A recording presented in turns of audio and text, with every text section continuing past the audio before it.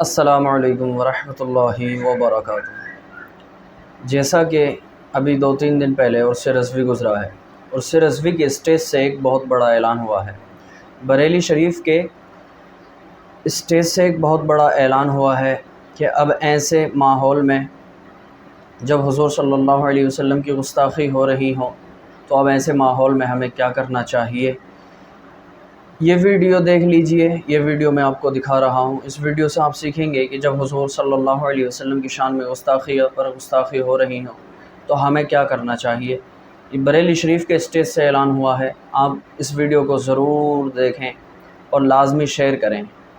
पूरी दुनिया का हाल ये हो गया है कि जिसको कोई नहीं जानता, आपकी तवज्जो है, जिसको कोई नहीं जानता, जब वो मशहूर होना चाहता है तो वो मेरे नबी पे भौंकने लगता है, मेरे नबी की तौहीन करने लगता है, मेरे नबी को गालियां देने लगता है, मेरे नबी की गुस्ताखियां करने लगता है। नतीजा क्या होता है? फिर उसके चर्चे होते हैं, उसकी हौसला अफजाई होती है। ये किसी एक मुल्क की बात नहीं है, ये पूरी दुनिया की बात है। लेकिन एक बात मैं आपको बताऊं, अल्लाह अकबर, तवज्जो फरमाएं। आला हजरत के दौर में भी हुजूर की गुस्ताखियां हो रही थी। उस वक्त आला हजरत ने जब गुस्ताखी हो तो करना क्या चाहिए, हमें क्या पैगाम दिया। आज कोई कहता है मुसलमानों सड़कों पर आ जाओ, मुसलमान चिल्लाओ, मुसलमानों लाठियां निकालो, डंडे निकालो, इस तरह की लोग बात करते हैं। मगर याद रखना, किसी के जज्बाती बहकावे में मत आना। हमारा इमाम अहमद रजा ने जब गुस्ताखी हो तो हमें क्या लाहे अमल दिया है, इसलिए कि अहमद रजा वो जिनके दिल भेड़िए की तरह है, वो दिल वाला न था। अहमद रजा तो सूफियों का तर्जुमान था। उन्होंने सूफिया के तर्ज पर जवाब दिया, जब नबी की गुस्ताखी हो तो हमें रोडों पर आकर के चिल्लाने की जरूरत नहीं है, रोडों पर आकर के लड़ाई झगड़ा करने की जरूरत नहीं है। करना क्या चाहिए जब गुस्ताखी हो? पहली बात तो ये बताऊं, इमाम अहमद रजा ने फरमाया, आला हज़रत से बड़ा इस सदी में आशिक रसूल कौन हो सकता है। जब उनकी सदी में गुस्ताखियां हो रही थी, इमाम से पूछा गया फलां ने गुस्ताखी की, जवाब क्या है? तो इमाम ने बहुत प्यारी बात फरमाई, उसी पर मैं बात मुकम्मल करूंगा। ये उर्स रजा के स्टेज से पूरी दुनिया के मुसलमानों को पैगाम रजा है कि जब गुस्ताखी हो तो करना क्या चाहिए। आला हजरत ने अल अम्न वल उला के मुकद्दमे में इसको लिखा, और क्या खूबसूरत बात लिखी, तवज्जो फरमाए। फरमाते हैं जब हुजूर की गुस्ताखी हो, नंबर एक जब हुजूर की गुस्ताखी हो तो पहली बात आला हजरत बयान कर रहे हैं, तवज्जो फरमाते हैं, खुश अकीदा मुसलमान उन पर तवज्जो ही क्यों देते हैं। नंबर 1 अल-अम्न-वल-उला का मुकद्दमा पढ़ रहा हूं, तवज्जो फरमाएं। जज्बात का शिकार होने की जरूरत नहीं है। लोग यही चाहते हैं कि तुम रोडों पर आओ और तुम्हारी क्लिपें बने और फिर दुनिया को बताया जाए कि तुम दहशतगर्द हो। आला हज़रत फरमा रहे, खुश अकीदा मुसलमान गुस्ताखों पर तवज्जो ही क्यों देते हैं।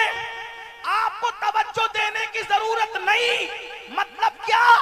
आज के तनाजुर में कहूं, दौर के तनाजुर में अगर गुस्ताखी की क्लिप आ जाए तो तुम्हें सुनने की भी जरूरत नहीं है। मत सुनो। जब सुनोगे ही नहीं तो दूसरों को फॉरवर्ड नहीं करोगे, तो ये कमरे के नामर्द कमरे ही में दफन होकर के रह जाएंगे। उनकी शोहरत का सबब तो तुम बनते हो कि जैसे ही क्लिप आई, इसको भेजा, उसको भेजा। हमारे आला हजरत कह रहे हैं उन पे तवज्जो करने की जरूरत नहीं, उनको सुना ही मत करो। और एक बात कहूं, कायदे कुल्लिया के तौर पे नहीं कह रहा हूं, गाली देने वालों को जवाब के तौर पे कह रहा हूं। पहली बात, नबी को कोई यूं ही गाली नहीं देता, नबी को गाली सिर्फ वही देता है, नबी को गाली सिर्फ वही देता है जिसका बाप एक नहीं होता। जो भी दुनिया में नबी को गाली दे रहा है, चाहे कलमा पढ़ के दे रहा है, चाहे कलमे का इनकार करके दे रहा है, वो नबी का कुछ नहीं बिगाड़ता। वो तो बताता है कि मैं अपने बाप का नहीं बल्कि किसी और का। हक है। क्या बात है। इसलिए औकात ही नहीं है कि आशिकाने रसूल उन पे तवज्जो दे। उन पे तवज्जो मत दो, नंबर एक तवज्जो मत दो उन पर। दूसरी बात, आला हजरत फरमा रहे, जिम्मेदारी मेरी में आला हजरत की बात आला हजरत के उर्स में कर रहा हूं। तवज्जो है आपकी, तवज्जो है आपकी। पहली बात, तवज्जो उन पे मत दो, मत सुनो, ना उनकी तहरीर पढ़ो ना उनकी तकरीर सुनो। अगर आ जाए तो डिलीट कर दो, किसी को आगे फॉरवर्ड करने की जरूरत। बोलो आज से ऐसा करोगे, उन्हें सुनोगे, नबी को जो गाली दे उसकी बात सुनोगे नहीं।